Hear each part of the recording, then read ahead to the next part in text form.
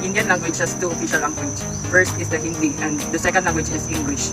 India has 22 separate official language. It is home to total of 121 languages and 270 mother tongues. Hindi is surprisingly the most spoken language in India. It can be heard across much of North and Central. Hindi belongs to the Indo-Aryan language family, which represented the largest language family in terms of speakers.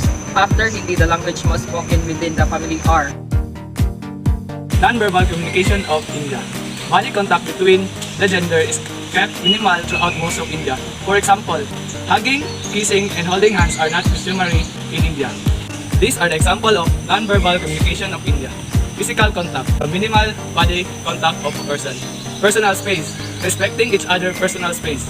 Eye contact, minimal eye contact or avert their eyes from opposite gender. Whistling and winking, sexually suggestive in India. Nodding, sign of acknowledgement or politeness. And lastly, title, indicate agreement and understanding.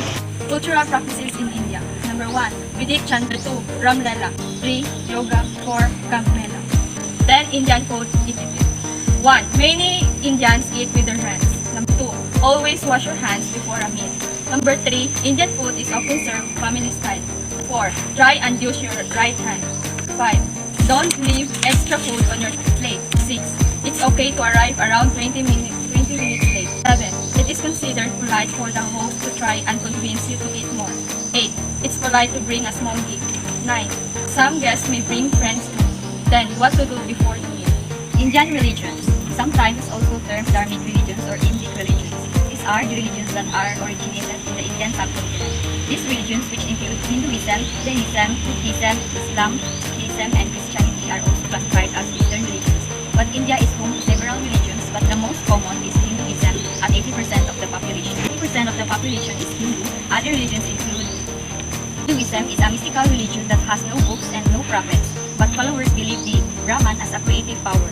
Everything comes from and goes back to Brahman. What is the most celebrated festival in India? Diwali is the biggest and most important festival, like Christmas in Western countries. But it is also celebrated by some non-Hindu communities. Diwali falls in October or November. The celebration lasts for 5 days, and they celebrate the triumph of good over evil. Clothing in India is dependent upon the different ethnicity, geography, climate, and cultural traditions of the people of India. Historically, male and female clothing has evolved from simple garments like kopina, langkota, ashkan, longi, sari, gamsha, and loin clothes to cover the body into elaborate costume not only used in daily wear but also on festive occasion as well as ritual and dance performances.